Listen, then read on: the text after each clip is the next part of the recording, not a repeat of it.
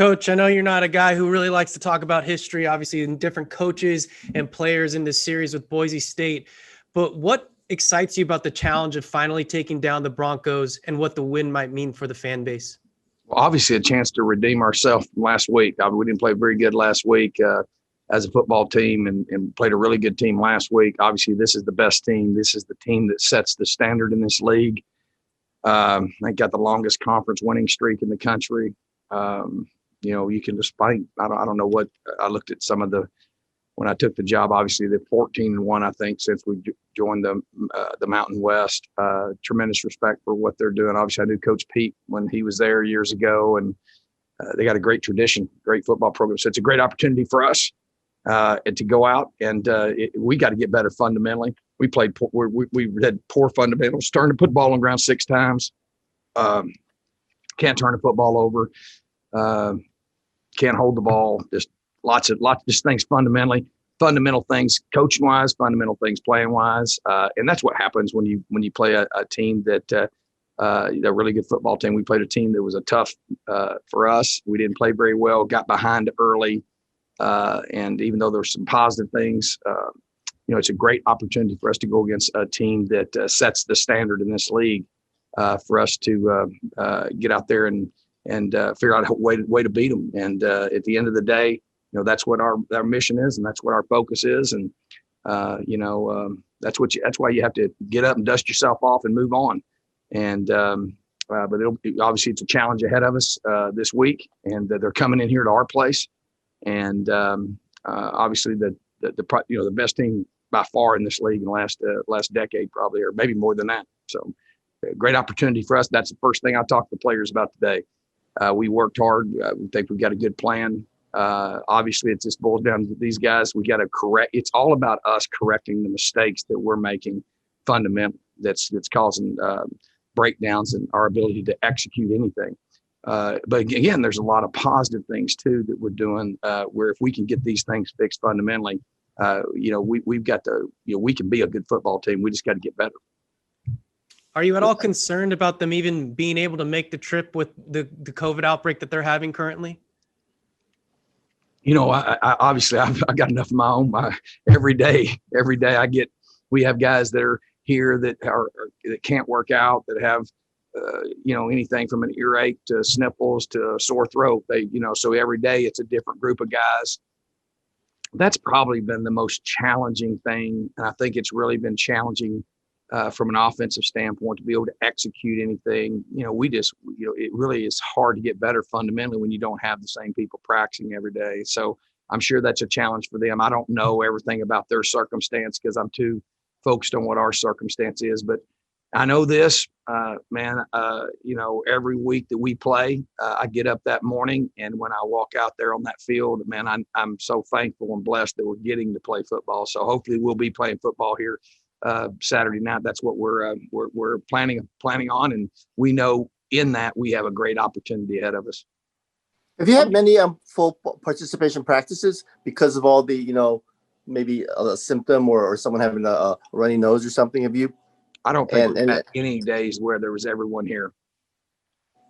And does that impact, I guess, imagine your continuity and working together, right? Because you're trying. Yeah, but I mean, Stephen, it's like that for everybody. It's the same. San Diego State, Wyoming, they have the same. I'm sure same issues. Maybe it could be better or worse depending on where you're at. I mean, I think it's state by state and county by county, but I think everybody's dealing with that, and it's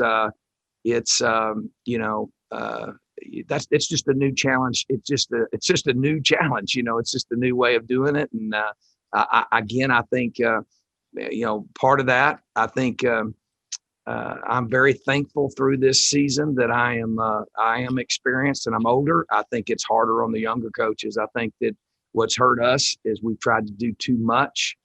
And then when you try to do too much, you can't execute it. And then you get against good football teams, and it's going to get accentuated. And so the key is to navigate that and to adapt. And so we have to adapt. And you hope you're adapting when you're winning and not having to adapt because you're losing. And so, that's kind of the way it is with everybody. But no, I don't think we've had a practice. We've got everybody there. So just part of it. It's just the way it is. And you have to learn to and I know our coaches, our individual coaches, try to Zoom with people that aren't here and try to catch them up and do different innovative things, but there's no substitute for practice. And that's the biggest challenge. Coach, if we can ask, how many people that would have traveled to your last game didn't travel? Was there a number, do you know? Well, we had some guys get hurt. The other thing too, and I don't know if I told y'all this after the game, but Colaval is done for the season, so he'll be out the rest of the season. I'm trying to think. There was probably some of the guys we're bringing with us that are out for the season. We had some guys that I don't know the number. I don't know how many it was. I know there's probably 3 or 4 guys that didn't travel because they were had not necessarily they were sick, or because if you have the flu, we've had guys have strep throat, we've had guys that have not have COVID but have different things. Then it's the same deal. Any symptom is kind of treated that way, and that's where you have to look at it. But I can tell you this. I am really proud of how our trainers and our football team, knock on wood, we've done I think we've done a really, really good job. And the precautions that we have are very good precautions. And I think it's one of the reasons why we've been able to operate the way we're operating, because number one thing, we want to be safe and we want to be healthy. And we don't want to, because I tell our trainers that every day when I talk to them, is that I'm the oldest guy in the building. So, I sure want to be safe and do the things that we need to be doing. But I can't put a number on it, but I did want y'all to know that I always try to let y'all know whenever we have someone that's out for the season. So he won't be back this season, and he'll kind of be like Eugene. He'll still travel with us and be a leader on the sideline. I know you don't like to get into specifics, and you won't. But did the injury happen in practice, or did it happen during a game?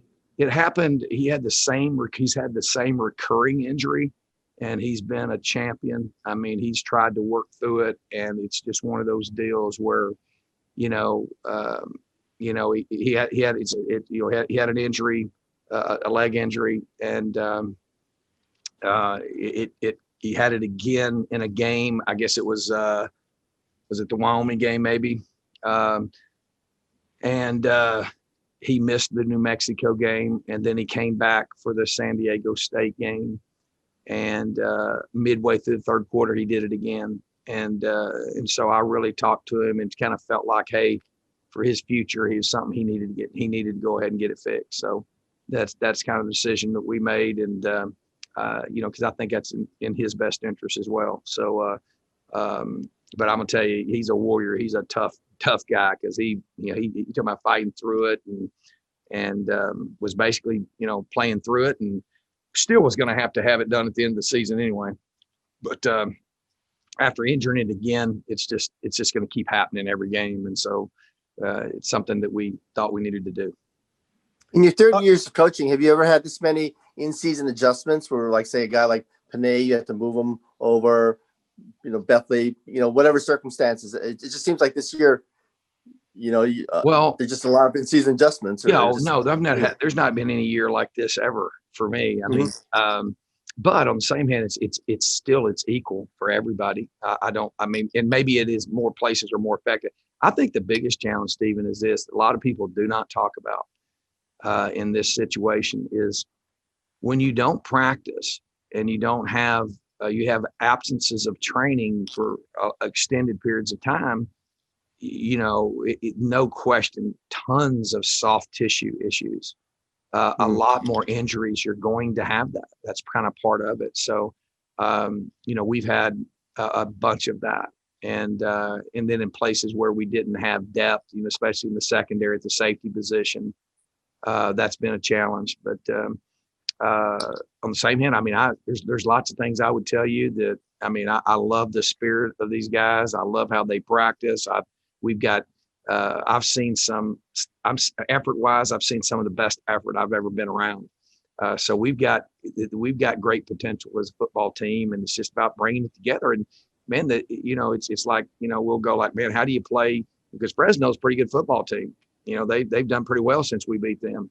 You play really well against Fresno, and then we don't play very well against Wyoming, and then we play really well against New Mexico, and then we don't, and obviously, we didn't play as well defensively. We gave us some big plays, but we've got to eliminate the big plays on defense. But I do think we're building and improving. We've got areas of concern because of the injury on defense, but we're battling through that, and I do think we're progressing and getting better. We just got to execute fundamentally offensively, and the biggest thing is the penalties reared their head again, which were costly, and then turning the football over. I mean, that's the whole thing. You're just not going to have a chance. It makes things look or appear to be even worse than they are when you fumble the ball twice, around your 10-yard line and throw an interception for a touchdown. That's hard to overcome those things. And so, those are the things we've got to eliminate. We do that. We've got a good football team, and believe in these kids. We're working hard and getting better. I'm going to worry about the things I can control, and the things I can't control, I'm not going to worry about. And so, that's kind of how we approach each day. And at the end of the day, if you sit around and you go like, well, man, this is hard, and this is a hard deal, and this is a hard deal. Hey, it's no different for Boise State. Everybody's got their problems. Everybody's got their challenges, and it's the same for everybody. The bottom line is we got to have a sense of urgency to get better, and we should be better. We should play better than we played. And you got to give San Diego State credit because they're good. I mean, there's a reason why they got the best defense in the country, and their scheme is good. And they were better than us Saturday. But we made them look a lot better than they were because of our poor execution and poor fundamentals. So you got to move on from that. Our guys had a great practice today. I was very pleased with how our guys practiced. Obviously losing Cole, losing Eugene, having the challenges that we have have been tough, but that's just next man up and let's go. Talked about losing Cole there. Why is it so important to now get the running game going so that you could take all that pressure that's on Chevin and that O-line pass protection? It's simply maybe just not allowing that pass rush to pin their ears back if you got a run game that's complementing. Yeah, I mean, it's a whole bunch of factors. We're getting sacked last week on quick passes. The ball's supposed to be out. And so we got a guy not running the right deal, fundamental mental mistake here, oversetting here, getting beat inside on quick protection. It's a lot of factors. And then what happens when your quarterback gets hit over and over and over and over again, you're not going to function properly fundamentally at that position. And so, we've got to fundamentally get things where we're getting in the right stance, get lined up right, make sure people are running the proper route, running the right fundamentals, running the routes at the right depth, doing the things you're supposed to be doing. And then from running a football standpoint, it's hard when you got, they do a lot of stuff, twisting and all those type things. Well, you got to stay on your zone tractors, all those things like that. And we had some key, some key drops. I think that the big key is being able to have some sort of rhythm. When you have rhythm offensively, you can run and throw the ball. And to understand this, that when people are loading up the box and doing all the stunts and doing all those things, that's why your rhythm pass is so important. And we were making fundamental mess ups or mental mistakes in the rhythm passing game. Person not running the right route, person not setting where they're supposed to be setting, guy not running the right route, guy not running the hot route when they're blitzing. There's just stuff like, and then all of a sudden you get your quarterback starts getting hit. And then when you do have an opportunity, there's, that now there's going to be an overthrow, or they're going to give up on the play too early. All those things. And I've for a lot of years, I've been doing this a lot of years. You got to stop. Our quarterback cannot be getting hit like that. We also got to get the ball to our best guys, right, on their less guys. That's how it works. And I think Calvin.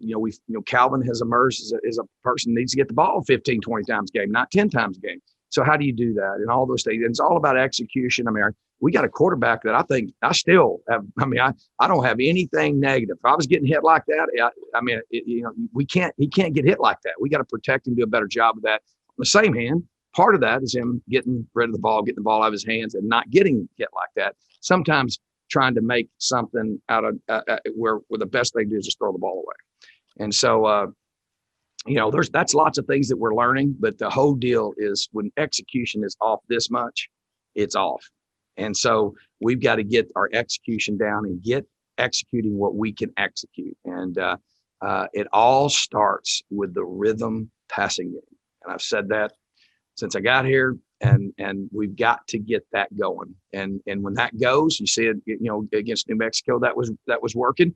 We also got some rhythm passing going against Fresno. And then obviously they gave us the run game and we took it. New Mexico didn't, and we took the pass. What happens? You get behind in the count, and then you get behind in the game by turning the football over. That's what happens. And then defensively, we gave up 2 big long runs. You can't give those up. All we got to do is tackle them. We missed 4 tackles on both of those touchdowns.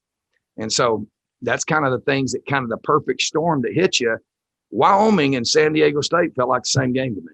I mean, it was almost like the same. It was like reliving a bad dream. And that has everything to do with us fundamentally.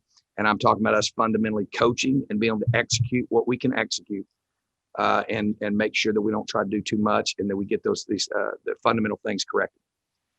Coach, you've had a few more transfers in the program. More questions, guys. You want to comment on the transfers? A couple transfers over the last couple days, the last week. Is that just a maturization of a normal season with players that want to go a different direction? Oh, you're talking about guys getting in the transfer portal? Yeah. Oh no, I think that's pretty normal. I mean, and I don't worry. I'm gonna coach the guys that want to be here, and guys that don't want to be here, I'm gonna help them wherever they want to go, and help them to be successful wherever they're at. And I had, a couple guys came in and visited with me, and man, they're great kids, and it's obviously with a new philosophy and how we're doing things, it's not going to be a fit for everybody. And then other things, I mean, a lot of kids, nowadays, I mean, that's one of the bad things about the transfer portal is so many kids get in that thing. And I think, what is it, like 20%, 15 to 20% get scholarships. I think it's a lot of that's not good, because, kids, when they sign a scholarship, they're guaranteed a scholarship. And then when they get in the transfer portal, they're basically relinquishing their scholarship. And so you hope the best for them. I hope those guys find a home. You want the best for guys, but I want people that want to be at the University of Hawaii and be Rainbow Warriors. And if what's best for them is to look somewhere else, I'm all for that. I want to help the guys reach their dreams, and if it's here, great. If it's not, my focus is the University of Hawaii and building this place into a championship program. And that's my focus. And part of that is establishing our values and our work ethic and our standards. And a lot of times, most of the time, guys do that. It's because they don't think they're going to play, or they don't think they, have a chance to play, or whatever that might be. Or a lot of times, with all the things going on, it's just, they want to get closer to home because of all the stuff. So, there's a lot of circumstances, but I don't fault one kid. I've never, wherever they want to transfer, if they want to transfer to a rival school, I have no problem with it. My deal is that I want to help them be the best they can be, but my focus is on the guys that want to be here, the guys that are committed to what we're doing. Does that mean they remain on scholarship throughout the rest of the semester, but they come off the active roster? Or it's different circumstances, Stephen. One of the things that I'm going to do is I'm here to graduate players and help them. So, if we have a guy that, hey, wants to transfer and obviously we want him to, finish out the year. If he's got a chance to graduate, heck, we're going to help him graduate. We're going to do what's best for kids on all that. That's kind of how I handle all that.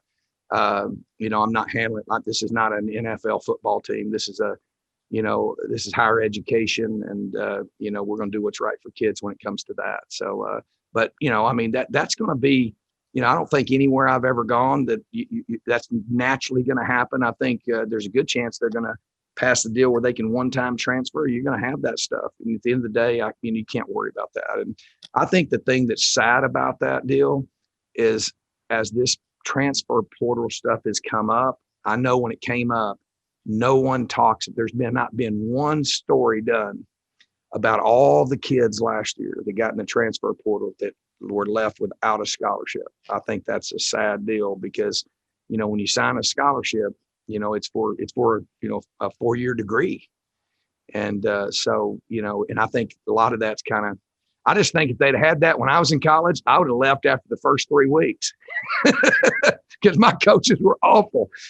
We did 3 a days, and they yelled, screamed, cussed at me. I'd have left. Boy, I'm glad I didn't have any opportunity to do that. But I think that's I don't know. I care a great deal about this game and college football, and I think it's not on the same hand. Man, I'm gonna tell you, guy comes to my office, he says, "Man, coach, this isn't the right thing for me." I do try to talk to them, and I do try to get them to, understand that just like they were my son, I don't want my son to quit anything. And because I think once you quit something, it's easier to quit the next thing. And then we try to talk through those circumstances. And there's circumstances that I'll go like, man, I think the best thing for you is to get closer to home. And that sometimes that's a reality. Or if they come in and they say, "Coach, I don't think I got a chance to play," I'm gonna be honest with them. And I'm not going to like try to, tell them something that's some sugar-coated truth. I'm going to tell them the truth. If I don't think they got a chance to play, I can only give them my evaluation. So I'm going to be honest with them, straightforward. And then on the same hand, I'm going to help them go wherever they want to go. I tell them I'll call coaches. I'll help anyway. And I've never, like a lot of people I know used to, where they wouldn't allow them to transfer to this school or that school. I don't. To me, that's not something that I'm ever going to be involved in. I'm going to always try to help kids do what's best for them. And I think that's a natural deal that happens. A lot of guys, they lose their heart for wanting to play. And then some of them just, they don't think they got a chance to play. And then some of them, I don't know, they might not like my haircut. I don't know. They might like how things are going. I don't know. But at the end of the day, I'm not changing our standard. We're building a program and moving forward. And we want nothing but the best for all these kids. But my focus on the guys here.